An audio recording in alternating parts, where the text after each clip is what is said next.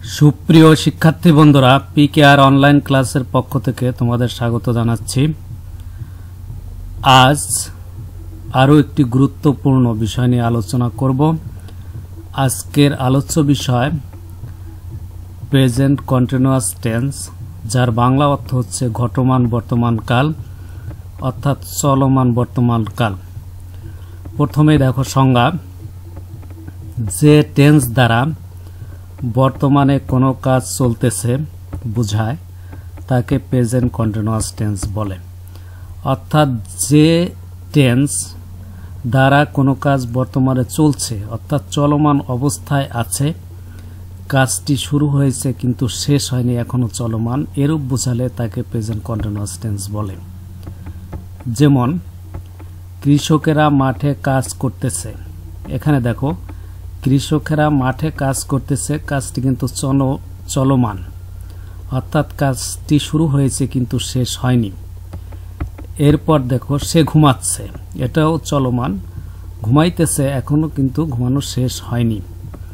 আমি বই পড়ছি, এটাও চলমান, বইটি পড়া চলছে। চিনিবার উপায়, বাংলা ক্রিয়ার শেষে তেছো, তেছি, তেছে, তেছেন, ছয় ছয়, ছয় ছয় রসিকার, ছয় ছয় একার, ছয় ছয় একান্ন, ছি ছ, সে, সেন, এদের যে কোনো একটি যুক্ত থাকে।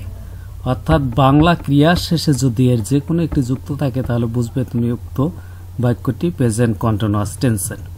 এখানে দেখো কৃষকেরা মাঠে কাজ করতেছে, এখানে তেছে আছে, এখানে ক্রিয়া কোনটা? করা।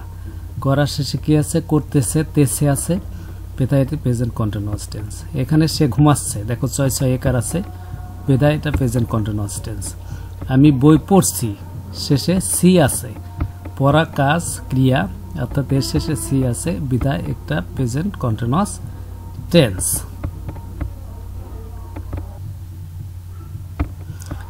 এরপর দেখো স্ট্রাকচার বা গঠন।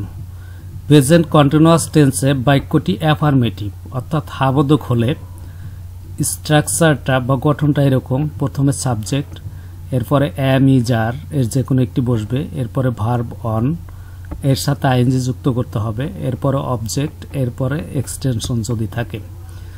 যেমন দেখো আমি ভাত খাইতেছি, আমি ভাত খাইতেছি, এটা শেষে তেছি আছে, বিধায় একটা প্রেজেন্ট কন্টিনিউয়াস টেন্স। এটা কিন্তু হাবোধক, অ্যাফার্মেটিভ, এই কারণে তোমাকে কি করতে হবে? প্রথমে সাবজেক্ট, এখানে সাবজেক্ট কি? আমি, আই, এরপরে অ্যাম, ইজ, আর এর যে কোনো একটি ব্যবহার করতে হবে। যেহেতু আমি ফার্স্ট পারসন সিঙ্গুলার নাম্বার, তাহলে অ্যাম, এরপরে কি বসে? অ্যাম, এরপরে হলো ভার্ব অন, অর্থাৎ ভার্ব হলো এখানে খাওয়া, খাওয়া ইংরেজি হলো ইট, এর সাথে আইএনজি যুক্ত করতে হবে, ইটিং, এরপরে object rice, I am eating rice. তোমরা মনে রাখবে আয়ের পরে অ্যাম এবং থার্ড পারসন সিঙ্গুলার নাম্বার হলে ইজ এবং অন্যান্য পার্সনের ক্ষেত্রে তোমাকে আর ব্যবহার করতে হবে। এরপরে সে ঘুমাচ্ছে, এখানে দেখো ছয় ছয় একার আছে, তাহলে এটা প্রেজেন্ট কন্টিনিউয়াস টেন্স। এখানে সাবজেক্ট হি, সাবজেক্ট, যেহেতু he third person singular number, তাহলে এখানে কি বসবে? ইজ, এরপরে ভার্ব অন অর্থাৎ ঘুমানো ইংরেজি হলো স্লিপ, এর সাথে আইএনজি যোগ, স্লিপিং, হি ইজ স্লিপিং।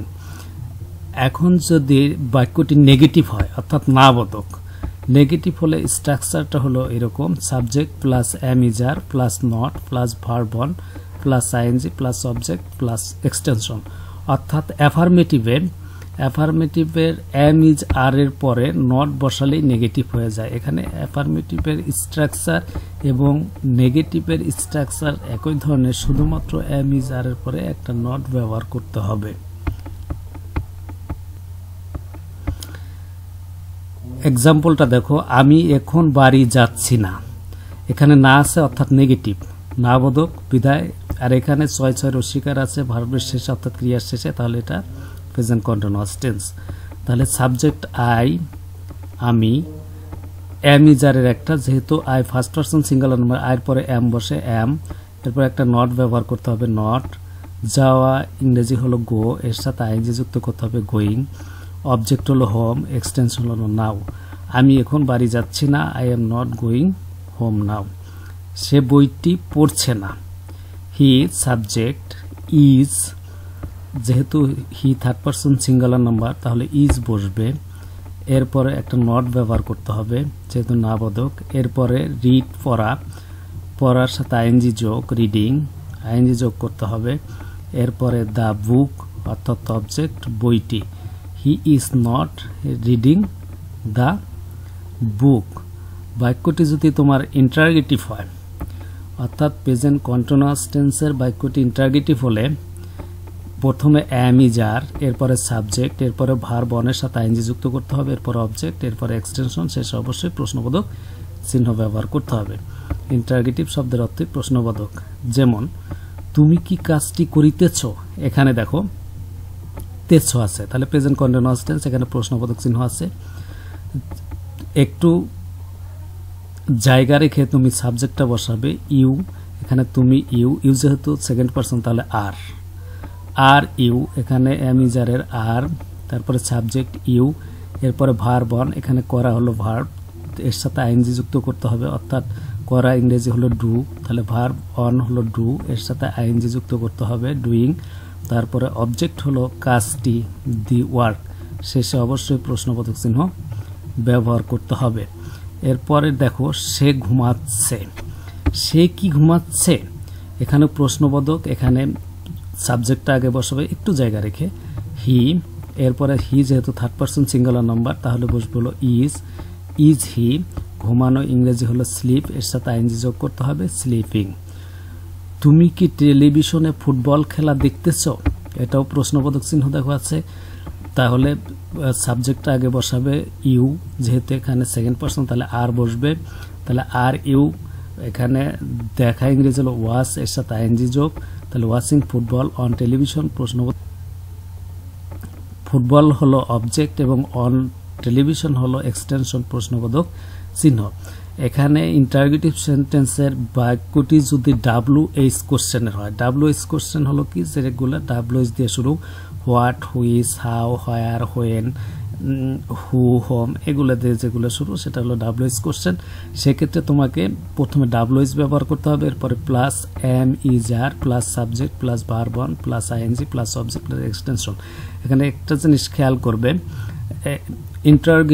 ইন্টারগেটিভের যে স্ট্রাকচার এর আগে যদি WH বসিয়ে দাও তাহলেই তোমার WH এর স্ট্রাকচার হয়ে যাবে।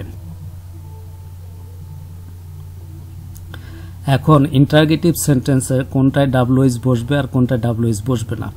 যদি দেখো ইন্টারগেটিভ সেন্টেন্সের বাক্যটি উত্তর হাও অথবা না দিয়ে পাওয়া যায় তাহলে সেটা WH বসবে না, আর যদি হাও অথবা না দিয়ে উত্তর না পাওয়া যায় সেক্ষেত্রে তোমাকে WH বসাতে হবে। যেমন সে কি ঘুমাচ্ছে, এখানে হাও বলতে পারো নাও বলতে পারো, এটা WH বসবে না। তুমি কি টেলিভিশনে ফুটবল খেলা দেখতেছো, এখানে হাও হতে পারে নাও হতে পারে, উত্তর দিতে পারো, এখানে WH বসবে না।